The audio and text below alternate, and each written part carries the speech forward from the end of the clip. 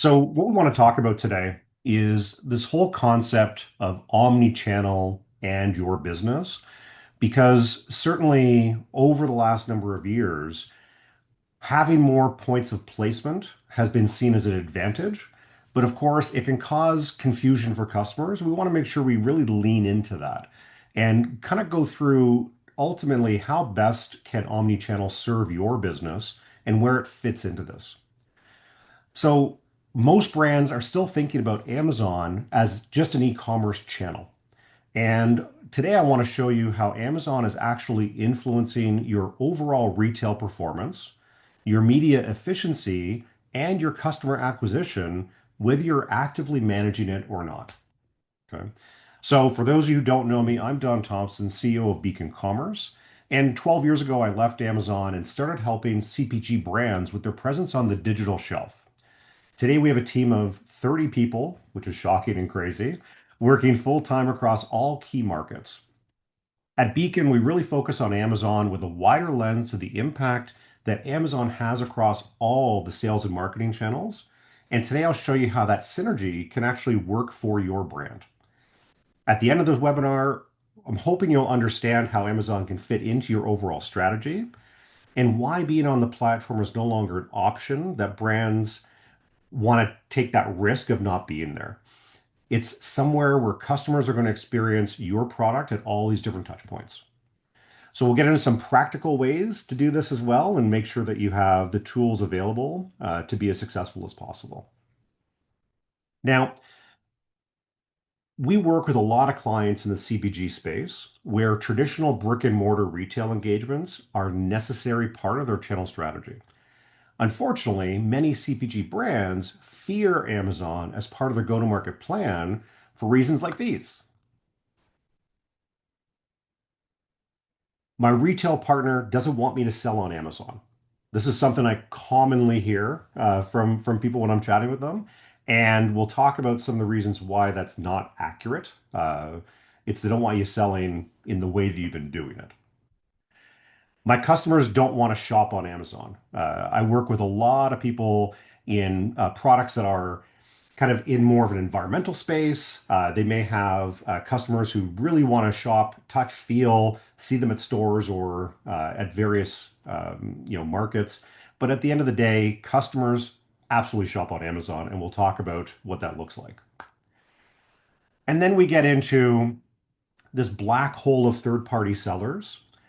We get, Amazon is definitely a pay-to-play platform, and you do have to advertise as part of your overall strategy.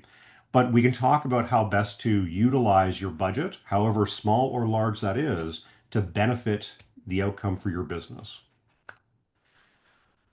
On Amazon, you don't own the customer, Amazon does. And there are definitely rules around that you have to adhere to.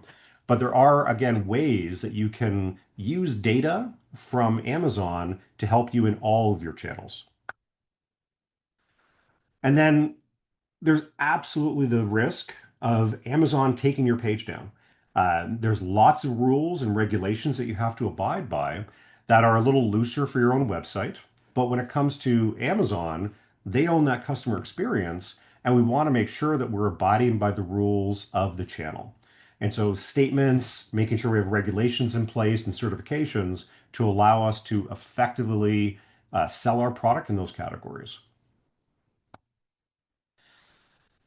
And it's complicated. We know this. Amazon is a beast. When I started working with it 12 years ago after I left, seeing it from that other side, it's a complicated space. And, certainly through COVID, it became more of a must-have channel rather than a channel that we just, have products showing up on. And a lot more customers are using it. So we want to find a way to lean into it for our business.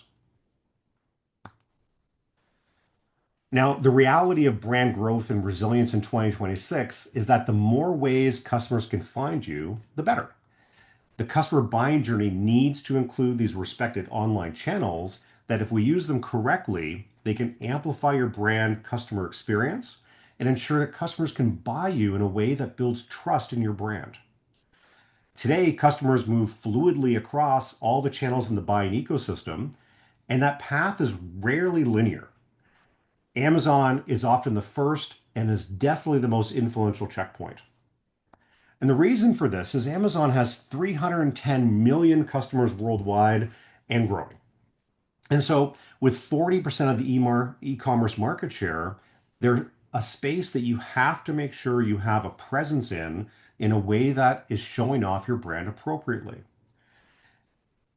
When we use it appropriately, the Amazon channel can actually help your distributor, your broker, your retail partner by driving a higher sales conversion in the store if you've managed Amazon as a channel experience in a way that builds customer trust, which is, we'll get into that shortly. So when we look at across all of these channels and touch points, they have to work together as a unified system, not as fragmented silos. And that means your own website, your retail partners, third-party online retailers, they must work in harmony with your email, social media, and influencer marketing that you're also investing in. It's a lot more complicated than it was even 5 years ago. By the end of the webinar, you're going to see a clearer path to how Amazon fits into your omni-channel strategy in a way that supports customers no matter where they choose to purchase from your brand. So let's start by taking a more detailed look at the players and channels in the ecosystem, starting with your customers and a couple key trends in their buying journey. So I'm sure many of you have heard of the rule of seven, which represents the number of touch points that are needed to win customers. And in today's day and age, this blanket rule of seven is obsolete. So much depends on the type of product you're selling, how complex that value proposition is, and how much education is required to convince customers to join your brand over the competition. Many small businesses are trying to fill in that white space where major brands haven't been able to dominate, so this now turns into a more complicated buyer journey. And modern customer journeys are non-linear and may require significantly more engagement to drive that purchase. So, in general, a simple to understand product requires 6 touch points for the consumer to support the retail purchase experience involving engagement across social, email, ads, flyers, demos, all these things that you're doing. Think of this though as being a less expensive version of something you're buying today, rather than saying we are a better version of what you're using today. Or here's a new way to solve the problem. Products that require education have a more complex buyer journey by default. And this is where, when we look at recent data in 2025, it suggests that an average of 29 touch points are required to move a customer from cold to sold in competitive markets. You need to educate a potential customer about your product, your brand, your value proposition in a way that is unified and understandable, or you risk losing them to the general human tendency of laziness. We all want to accomplish the most we can using the least amount of energy to accomplish it. By default, we all want to use that energy to accomplish our needs, and it's a lot easier to buy something that they've been purchasing for years rather than switching brands. This is that switching cost, which I'm sure you've heard. It's your job as the brand owner to convince the customer to buy your product, and this requires a consistent, holistic message across all these touch points. Now, typically, 73% of your customers will engage with your brand across multiple channels during their buyer journey. This means that almost 3/4 of your customers are checking you out in various environments to get a sense of trust in your brand, education in the value proposition, and validation of the purchase. This includes both pricing and reviews. In order for your brand to not get lost, you need to have consistent messaging, branding, and pricing in all these channels.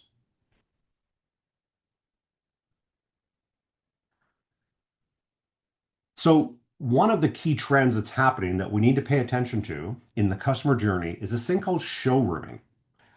Showrooming is where you browse in store and then buy online. This is a major factor that we have to address as part of your customer journey.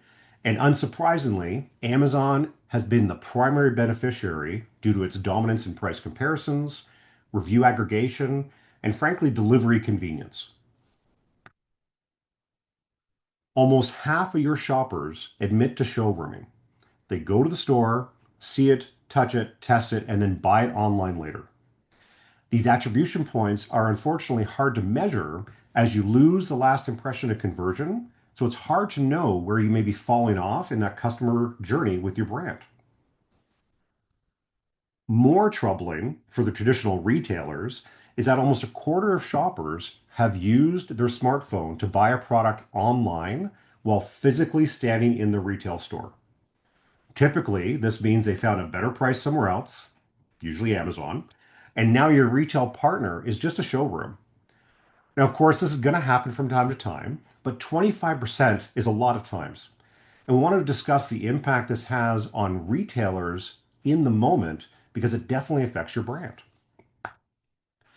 Now, 19% of these consumers who go and see items in store, they then go home to buy them. Amazon is the likely destination for these sales because 56% of all product searches now start on Amazon. So the question is like, why should you care as the brand owner? I think it's simple. There are a lot of drop-off points along this customer journey where you're at risk of losing the customer to their basic human desire of laziness. They just keep buying the thing they've purchased every other time because they know what they're going to get. They don't have to think further about it. For the customer to take a new buying journey, they have to be highly motivated to change, and that will require a consistent, holistic message across all touch points with your brand.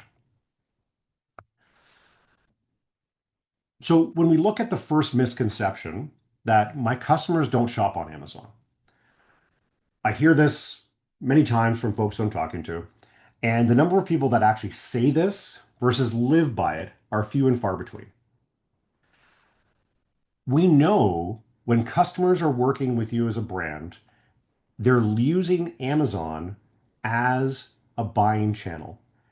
When our clients tell their customers that they're on Amazon, their customers are ecstatic, okay? Because they're getting fast free shipping. They can use that subscribe and save where it just magically shows up on my front door on a monthly basis or bi-monthly basis, depending on what makes sense for your usage behavior. But they also want to make sure they're getting that competitive pricing because Amazon absolutely has tools to make sure that their pricing on the platform is the lowest price possible in the marketplace, including the shipping costs that they would normally have from other locations. So customers want this experience regardless of what some may say. I always tell people all roads lead to Amazon as it's the perfect convenient solution. Now, we want to talk also about web rooming, which is where people search online and buy in store. And we have to understand both sides of this complicated journey to really optimize our approach. Some products will fit better into one or the other. And so I want to make sure we look at both sides here for you. Now, why would somebody actually engage in web rooming? Well, some products just require more research before making a purchasing decision. Depending on the category you sell, for more complicated products, we find that 83% of customers conduct online research before visiting a physical store. This involves web searches and now AI searches to better understand potential solutions to the problems that they're facing. They go to all the different websites, including yours, and other online forums like YouTube, unboxing videos, and the like to learn more about the purchase. When I'm online, it allows me to easily compare all the different options that are available very easily, and I can then make an informed decision. I'm not just going to see the options that a particular store happens to have available. Now, it can be overwhelming to just go into the store and worry that you're going to walk out with something that may not be the least expensive option that meets your particular needs. Having a bit more time to understand the options in a lower pressure environment can be needed for customers to commit to the product. Additionally, we now have brick and mortar stores with branded online presences offering this click to brick pathway where you can buy it online and simply go to their store to pick it up. 23% of shoppers are now buying this way. And we really want to understand, how is your brand adapting? Because this is coming, we might as well get ahead of it. Now, when they're web rooming, okay, look at it online, Amazon is a key resource for them. Amazon by default offers competitive pricing with fast free shipping. Even if you aren't a Prime member, if you spend $35, you're going to get fast free shipping anyway. A good listing page that includes product specifications, FAQs to help educate customers. And Amazon is known for their robust reviews, a key trusted source of customer feedback that influences buying decisions. So, as customers do comparison shopping online with the intention of going to the store to purchase, they may just buy it right away from Amazon because it's going to show up tomorrow anyway. In this entire journey, what we tend to forget is that Amazon is a discovery platform, a trusted source of information for consumers to make those buying decisions. When we do web searches for details about various options or problems, we get links for Amazon. Amazon is actually paying Google and other search engines to have their links to pages on those search pages. I really think you want to be part of that brand funnel of consideration. And to do so, you'll want to have a great experience on Amazon, just like you would with your own website. This is the key benefit of having Amazon as part of your omni-channel experience for your brand in a meaningful and thoughtful way. So, what does this mean for your sales channels? We want to walk through a couple examples. One of our brands here, Cedar Valley, and kind of see how it ties across all points to drive awareness and consideration for customers where they're not going to be surprised or disappointed by what they're getting. So, your website is, of course, an important channel that supports web rooming along with all your socials, right? We want to make sure that this all forms the foundation of what you stand for as a brand. And your website is going to speak to your particular customers, just like your socials will. We want to make sure we're having consistent branding, consistent pricing, consistent messaging. You should be representing your brand on all these websites in line with the other channels where you sell, because differences across channels cause confusion with your customers and just delays purchasing decisions. Now, I get asked a lot, why do I want to sell on Amazon when I may make more money selling on my own website? Which is totally true. Okay. On Amazon, there are various shipping fees, there's referral fees, inventory fees. There are fees that you have to consider. But I hate to break it to you, anyone can list on Amazon. Somebody could buy from one of your partners, someone can buy it on sale at Costco and put it up on Amazon. And we don't want to have random resellers or even brick and mortar partners putting your products on Amazon for you. The reason for that is because they will not have the same care for your brand that you do. I talk to people all the time where I'm asking, hey, do you want to sell on Amazon as part of our process? And they say, oh, I hate Amazon. I don't want to be there. And I, the number of times that I've just turned my phone over and said, you're actually there already with old branding, old messaging, pricing all over the place, they're horrified. And it's simply because anyone can list on Amazon. And they're not going to have the same care for your customer feedback on the product as you would. So if a customer has a negative experience, they buy something, they didn't like it, they're leaving negative reviews, we want to make sure that we're on top of that. Many of these resellers have thousands of listings that they're selling across all categories so they can make money with the volume of sales on the platform. You'll see very non-strategic resellers with everything from toys and puzzles to supplements and pantry staples, whatever they can sell to make a profit. Now, conversion rates on Amazon really can get 10 plus percent, whereas on your website, just over 1.6% is pretty good. World class is 3. We have clients on Amazon that are performing over 20% conversion rate. And then we look at different parts of the funnel that we should be going after. But The differential between your Shopify site and Amazon can be quite large. And then the reason people abandon your Shopify site is because of shipping. Amazon comes with free shipping out of the gate. Spend 35 bucks, you're going to get free shipping. Be a Prime member for $100 a year or so, you're going to get free shipping plus a whole lot of other benefits. So, making sure we deal with some of the main reasons why customers abandon carts on your website, being shipping, is an opportunity for Amazon. Now, when we look at your retail partners, your retailers are right in the middle of the showrooming and web rooming dynamic. Web rooming can drive customers to the store where they can validate the purchase before committing or reserve it ahead of time. And the in-store experience matters. It provides opportunities for building personal interaction, cross-selling, and building loyalty. Depending on your category, customers may want a higher touch environment to speak with somebody or validate the solution that this is, where your local retail channel can absolutely shine.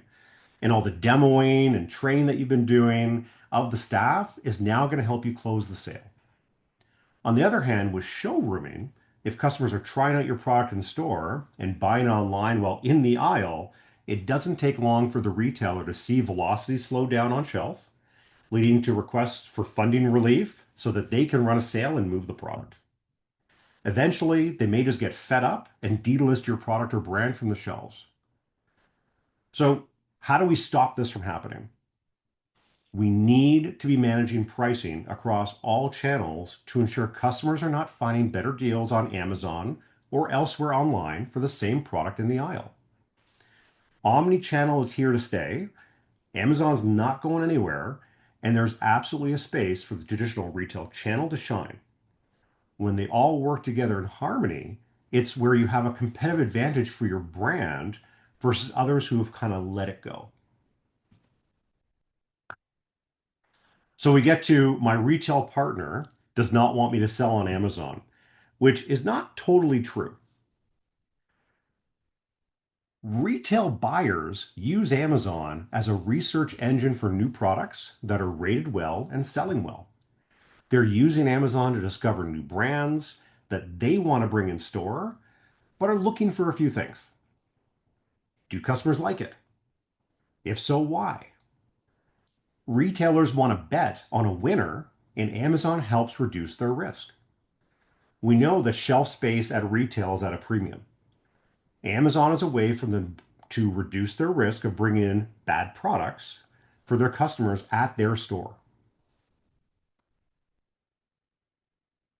They also look to see if your pricing is controlled. We've already learned that almost a quarter of your customers are doing price comparisons online, well in the aisle, and Amazon is the most likely destination. So the buyer is looking to see if there are dozens of random resellers selling the product with pricing that is all over the place. Now, it's easy to blame Amazon for this, but I hate to tell you, Amazon is not the problem. The brand is responsible for channel pricing. We need to control the sellout price and the deals that are being offered to keep everyone in the economic chain happy. Lastly, the retail buyer is looking to see if the branding is consistent with what they're seeing on their Instagram, your website, and Amazon. They're looking to see how this is going to look inside of their store, on their shelves, with their customers. Will it resonate and turn on the shelf? Again, they always want to bet on winners. And we want to make sure having a strong brand presence across all these different touch points makes us look like a winner. So we'll talk about Amazon's role in the omnichannel ecosystem here and see how it all kind of comes together. Because Amazon is not just a sales channel. Given what we've learned about showrooming and web rooming, we can see that Amazon forms an important part of the overall customer experience. Amazon is really a demand generation channel. And when we think about Amazon in this fashion, it changes the way we look at Amazon in a fundamental way. Instead of seeing Amazon as a competitor to your business, see it as an opportunity. We want to think about Amazon as the new end cap for your brand. Instead of viewing Amazon as a threat to retail placements, position it as a validation layer for your customers. If a customer sees your product in store, but does not see a 4-star rating on Amazon with a competitive price, you're going to lose the sale in both channels. So if Amazon is not just a sales channel, how do you leverage it? What a lot of people do not realize is that you can leverage Amazon as a marketing channel without breaking the bank. But what if I told you that it's possible to actually keep everyone happy with your brand, your distributor, your broker, your retailers, your authorized resellers, and Amazon? Well, for me to explain that, I'm going to walk through how the channel typically works for CPG companies and what's needed to underpin the entire business model. So, when we look at the revenue streams that drive your business, you're going to have a broker. Most brands will start with brokers, get them in, they work on a commission slash retainer model, but they're helping you build the brand. They're your sales agents, essentially. And they're going to help you get into some physical retail stores. Of course, you can go direct, you can do all that work, but a lot of times these brokers are, they have the connections that will help you be successful. Now, the physical retail location starts paying you money, which is good. We're making some sales, and we have some online retailers that we're now talking to. We're starting to build some steam, build some momentum out in the marketplace, and those online retailers start buying from us as well. So we now have a couple revenue streams. We got a broker in the mix helping us open up these physical locations and the like. Well, now we're looking at a distributor, and a distributor is someone who's going to help you get wider adoption. They ship lots of boxes out there to the different locations. They have salespeople as well who are going into these locations. They're a key part of the economic model that you need to factor into your business case. And a lot of times, a broker will help you get into a distributor because they know a lot of these people as well. Sometimes, maybe so. Sometimes you meet these distributors at shows that you may be going to because you have some success happening. Now, the distributor starts buying product from you. And now the physical retail person's like, well, heck, we buy from this distributor anyway, a whole bunch of other lines. We want to make sure that we buy from the distributor because that is one kind of relationship that we manage. So they stop paying you, and the distributor is now paying for the product that they're buying for their shelves. We also have these online retailers, and the online retailers are also working with distributors. They have a whole catalog of products, and they're pulling it into their online retail location to buy that. And so they're no longer buying direct from you, they're buying through a distributor. We also have these resellers who are out there who have legitimate business models. They buy products from distributors, and they're going to be selling those across various online locations. They're typically not going into brick and mortar stores as a reseller. They're mainly working online. They may have their own websites that aggregating things, or they may be working with specific name brand online retailers to list your products. Now, of course, we have our own website, a Shopify type site of kinds, some D2C shopping like an Amazon channel. And then you have B2B shopping through organizations like Faire, which is great for reaching a lot of the smaller retail channels and using Faire to kind of drive that through, almost like a distribution brokerage relationship there. We're making money from Shopify. We're going to make some money from Amazon, and we're also going to make some money from Faire. And obviously, you make the most amount of money from your Shopify because there's no other fees. You have to account for customer acquisition and the like, but there aren't referral fees. Amazon, they're taking a bit more of that money from you because they're doing the shipping last mile to the customer. There's some storage fees and the like, and they also take their usually 15% is their take rate. And then B2B with Faire, it's a wholesale relationship. You're selling boxes of 12 to small stores using Faire as that channel to get through. And so typically the dollars are higher, but the percentage may be a bit lower because of the wholesale relationship. Now, the key to success in this omni-channel environment is to have a MAP policy that resellers and retailers are all abiding by. Now, depending on the country that you live, there are various laws and regulations around this topic, which I can't get into. However, you can coordinate your marketing calendar, your channel funding for your authorized partners, and that'll allow you to limit the amount of pricing issues that are happening in the channel. You have to build these relationships based on trust that we're all going to play by the rules, We will all make a fair return on our investment, and the pie will actually get larger over time. It's this long-term thinking that we need to adopt in order to be able to navigate the more complex relationships required for omni-channel management. We want to reward that good behavior from one of our partners and remove those that are not playing well with others in the marketplace. When we have this trusting relationship with our distribution partner, our broker, our retail stores, it makes execution on Amazon a lot easier because there are no surprises. Now I'll show you a cautionary tale of a product. It's selling everywhere. It's challenging, and we want to walk through this as an example. We want to make sure that we have customers trust us. The fact is, we want to see pricing that is somewhat harmonized so we can make a decision of who we're going to buy from, not just based on price, but based on partnership. So, what does it look like when we're not taking care of all parts of the buyer journey? So, with this brand, Miracle Grow, it's one of those things that I was looking at earlier when I was preparing this, and I'm in Canada, still dreaming of gardening. Unfortunately, it's not very nice yet still, but we'll eventually get there. We have this well-recognized brand, and what we see when we go to our favorite search engine is immediately pricing is all over the place. Now, I may just get into my car, drive to this local Rona, buy it because obviously they have the best price, $6.74 a bag. But I'm also kind of lazy, and it's still too cold for me to garden anyway. So I'm just going to scroll further down and see this results page. There's Amazon. They're right there indexing on the results page. And I already trust Amazon. Amazon is a trusted source, not just by me, but by millions and millions of people. So I look and say, maybe they have different options because I certainly know they carry everything. And maybe I can get some tools at the same time, all delivered without me actually having to go outside.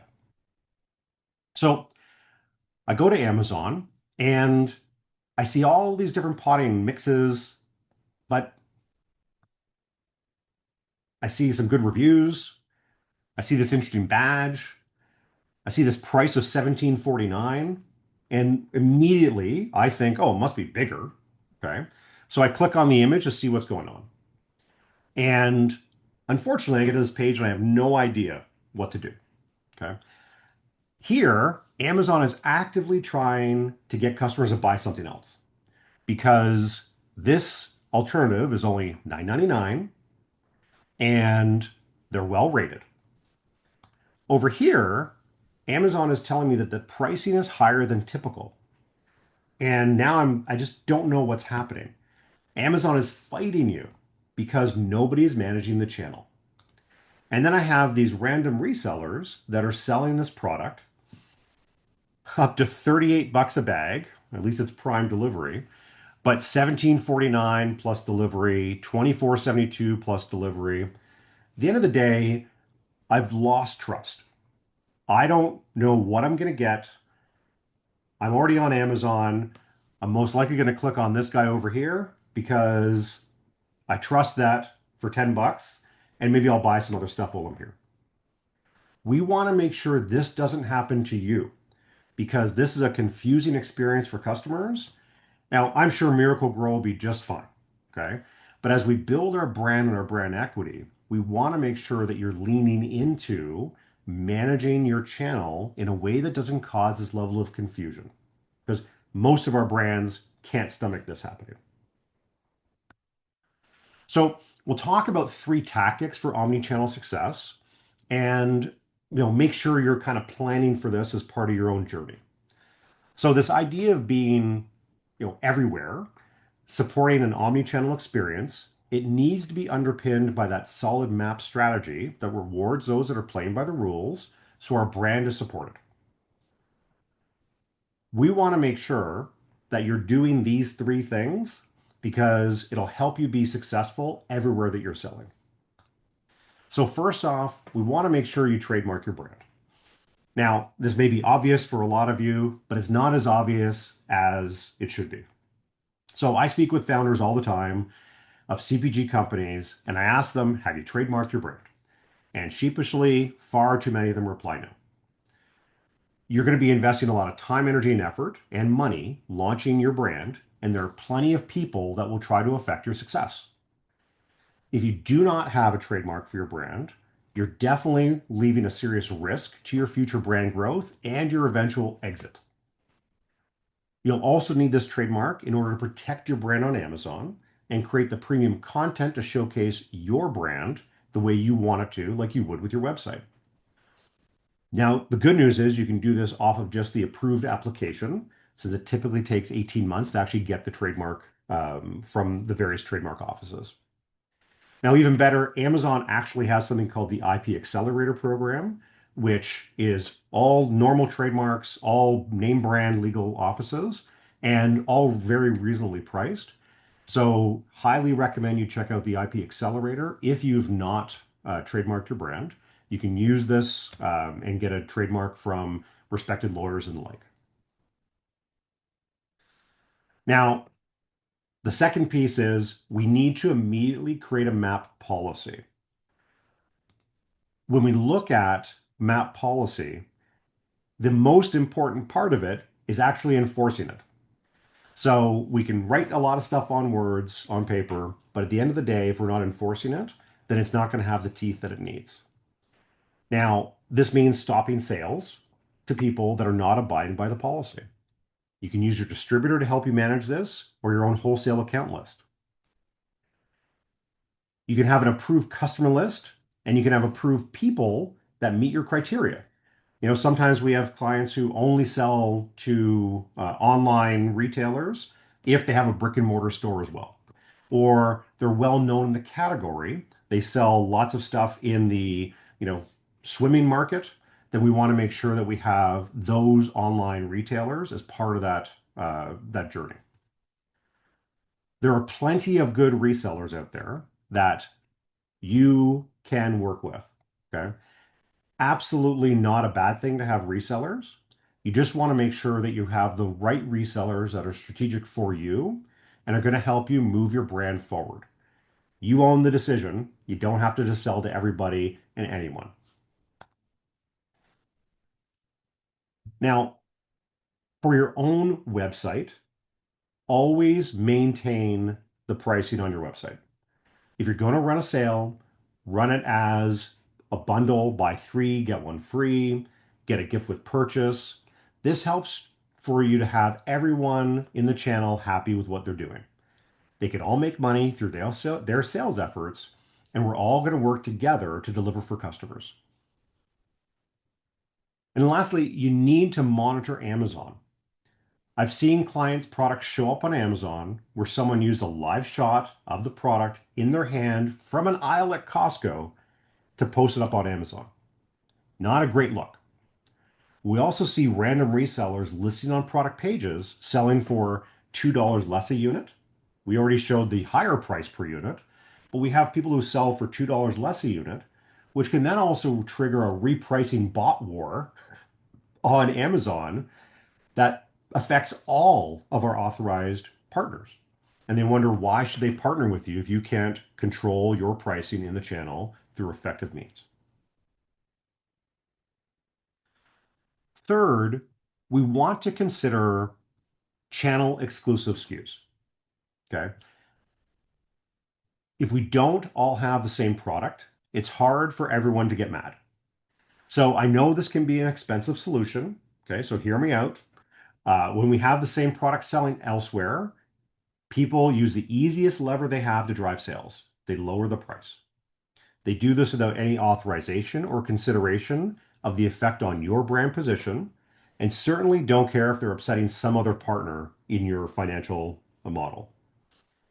However, if we can create channel exclusive sizes, bundle packs, flavors, colors, whatever, it creates differentiation in the channels. We have some clients where we're using channel exclusive sizes, like a specific pill count for Amazon. It's only available on Amazon. That way, customers can't get confused.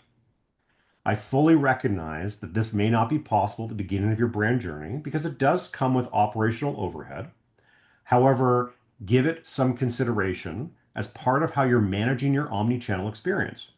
Because thinking about this now before wide scale adoption will make it a lot easier for you to manage it in the future. If it becomes a real problem, Amazon does have something called the transparency program that we can discuss offline, which will allow you to lock down the sales experience on Amazon. There's some overhead and some costs involved in that, but it can be a very effective way, especially for well-distributed products, to manage that experience for customers. And here we did with Cedar Valley, we're using a three-pack, multi-pack, both for the economic model, but also because it allows us to have customers buy the way they want to through different channels. Now, there are three signals I want you guys to be evaluating and monitoring when it comes to Amazon for you. And the first one is actually check if you're on Amazon already. Okay. Again, I have had many times where I've walked up to people at various shows talking about Amazon, and they say, I don't want to be on Amazon. I show them that they've been there, they're already there anyway, and they're horrified because the pricing, the reviews, the branding's all different, etc. And so on a monthly basis, someone from your team should be going to Amazon and just running a search for your brand on the platform. Just use your brand name, it's fine. The goal here is to check if your brand is already there and whether you knew about it. Okay. And all we're going to do is type your brand name in the top. Okay. Hit enter because most likely the title is going to have your brand name in it and it's going to show up on Amazon. Now, what we get here is a page that shows all the products that are advertising and indexing showing up for your brand. We want to understand if someone's actually advertising on your brand name, and if so, why, right? If they're actually advertising the brand name, it could very much be that there's search traffic for your brand name on the platform. I've seen this plenty of times where I'll check it out for a potential client, and there's already thousands of people a month searching for their brand on Amazon, and they're not capturing any of those sales. So if someone is looking for your brand, someone's going to try to fill in that white space. And you can use tools like Jungle Scout or Helium 10. These are widely accessible tools, not very expensive for retail use to look for search volume for your brand name. Okay, so highly, highly recommend that we're looking to see if someone is trying to steal our sales from our potential customers. And then number three is we want to look to see if Amazon is actually showing our product page here correctly. So ultimately, Amazon may have our product showing on the page with a bunch of products that are not strategic. And so here, which looks like it's not showing, but we'll keep going. When you do that search, you want to make sure that at the end of the day, if you're doing a vegan meal replacement shake, your product is showing up with other vegan meal replacement products. If your product is showing up in a different category, you may be showing up against other non-competitive products, but that means Amazon's having a hard time understanding who you are, where you fit in that overall ecosystem. And that's an opportunity for you to clarify that through better title, copy, SEO, etc. on your pages. Okay. Now, I get asked a lot about how you work with Amazon. And so I want to make sure you have this as part of the deck. The idea here is there's two different ways as a seller or as a vendor. And the biggest difference is as a seller, you're essentially consigning your inventory at Amazon, whereas a vendor, you're selling it to them in a normal retail reseller environment. So you sell it to them at wholesale, but to get into vendor, typically what has to happen is you have to sell to someone who is selling a lot of volume to Amazon already. So a lot of times this is where your distributor is going to form a major part of that economic model for you. Now, when we're doing this, obviously our economic equation changes a bit. We're selling wholesale to a distributor who sells into Amazon. Amazon has their margin requirements. You have your margin requirements, and your distributor also has theirs. And so we have to be really sharp about what we're doing. We still have to advertise because Amazon's not doing that for you. Your job is to make sure that your inventory gets there, is good for customers, and then pulls through just like any other retailer that you may be selling to. On the seller side of this, we actually have a bit more flexibility, but the fee structure is very different. So if you ever see, one bag of quinoa on Amazon for $6, it's most likely a vendor relationship because there's different economic models around that. Whereas I may have to sell 4 kg of quinoa to make it work as a seller. Amazon has a very different economic equation for trying to sell 600-gram bags of quinoa, and that's something that you can really only do through vendor. So what we want to make sure is that we're looking at how this all fits together and find the right model for you. We don't just get to jump into vendor, and it's also not a set and forget channel when we're on vendor. It's still a lot of work, and it's important for you to know that because I know there's a lot of distribution partners that have vendor accounts, and they can get you there, but you still need to pull it through. Okay? Now, we'll walk through a bit of a case study and see how we can best use this whole funnel approach. And we'll use Cedar Valley as part of that because they're doing a pretty good job, I think. So here's their website. And when we look at their website, it's kind of showing the brand and the positioning of the brand. It's going to align with everywhere they are across all points of purchase, whether it's on their website, on Walmart, on Amazon, doesn't matter. Now, on their website, they're really pushing their other sellers. It's important for customers to be able to know where they are and how to buy those products. And they're not hiding behind the fact that they are in these channels.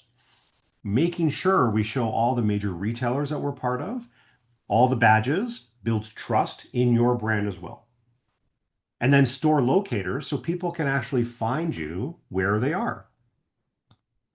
Now, when we look at Google searching, here we have products and prices are moving around a little bit here. And of course, they're going to have different pricing slightly in different channels.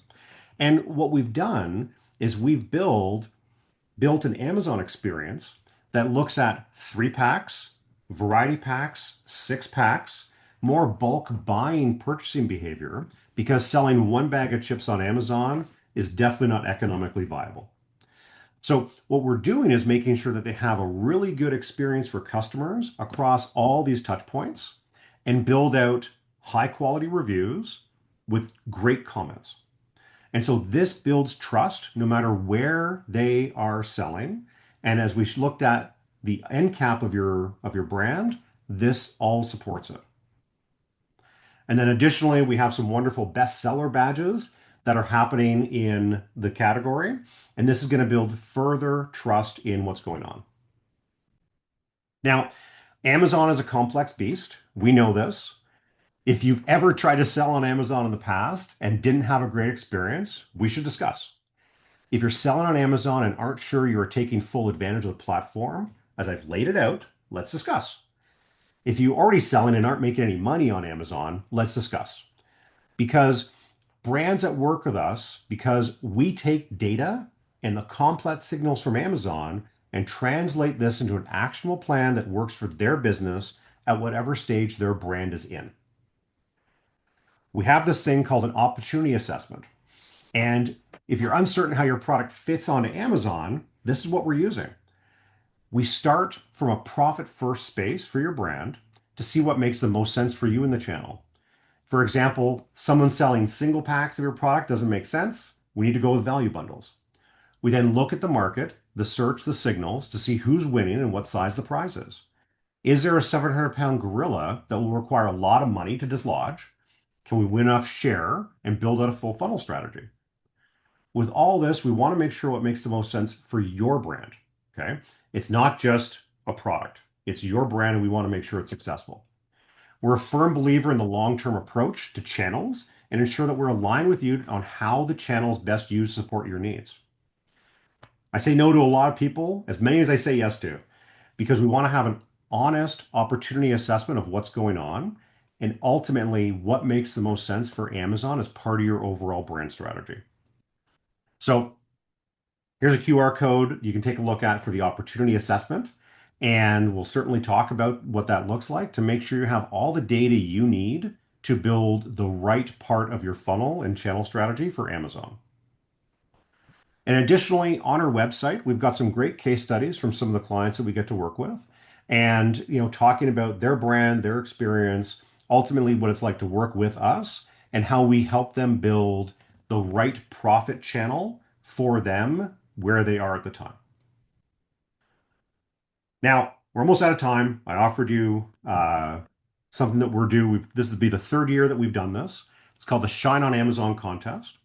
And what this is allowing us to work with lots of different types of brands that just need kind of a hand up, not a handout. We're working with clients across all the different areas to allow them to come on to Amazon in a meaningful way. Our grand prize is you get to get on Amazon, all covered. We work with you for 6 months to turn the channel into something that is meaningful for you in the way that works for your brand. There's other prizes that we have available, like the opportunity assessment work, really deep dive to make sure we see where you fit in overall in that channel. Okay. So definitely worthwhile going through. Take a look at it. Lots of great examples of clients who've worked with us, both through the Shine on Amazon contest and who are currently working with us today. All right. So with that, I will pause for any questions that may come up. I know we've only got about 3 minutes left before lunch is over, so I'll pause there. So thanks so much, Don. That was awesome. And we have had a couple of questions come in. So we've got 5 minutes left. So let me have a look here. So first of all, I just want to say to anyone online with us, if you do have questions, just pop them in the Q&A right now. And in the meantime, Don, question one to answer is, should we use FBA or fulfill orders ourselves? Okay, great question. So first off, I always recommend FBA, the Fulfilled by Amazon option. This is where customers who have a Prime account are going to get free shipping or spend over $35. And so I always recommend FBA wherever possible. There are some corner cases we have to consider. If it's large and bulky, you may have better shipping opportunities for customers. If it's breakable, we have to be mindful of that and make sure it's robust enough. But I always recommend Fulfilled by Amazon, and then get forced into Fulfilled by Merchant if needed, because again, the primary value proposition of Amazon is fast free shipping. Great. Thank you. Okay, here's another one around Amazon ads. When should we invest in Amazon ads, and is there a rule of thumb for how much? Yeah, so Amazon ads, so the main currency on Amazon is the reviews. And so what we first have to do is get reviews on the platform, and we use terms of service ways, all the appropriate ways, no funny business. Amazon has something called the Vine program, which is something that as an agency authorized through Amazon, we can actually offer that for free. So there's no fee to that. And where you can get up to 30 reviews on products before actually starting a massive pay-per-click strategy. We usually start with getting at least 15. If we get 15, it creates a bit of herd mentality, as long as we're over 4 stars, and allow us to start doing some more funnel advertising. So when we launch, get those reviews, run some advertising on your brand name on the platform so you show up there for customers who already know you, and then look further up the funnel as you move forward. Great, thank you. And let's squeeze in one more question. So what operational challenges should we expect when adding Amazon? So couple things. What we have to watch for with Amazon is we have to have all our products properly labeled so that they can be scanned appropriately at these large fulfillment centers and put into stock in the right way. And so what that means is making sure that your products have clear UPCs, GS1 UPCs, and those are visible and easily scannable.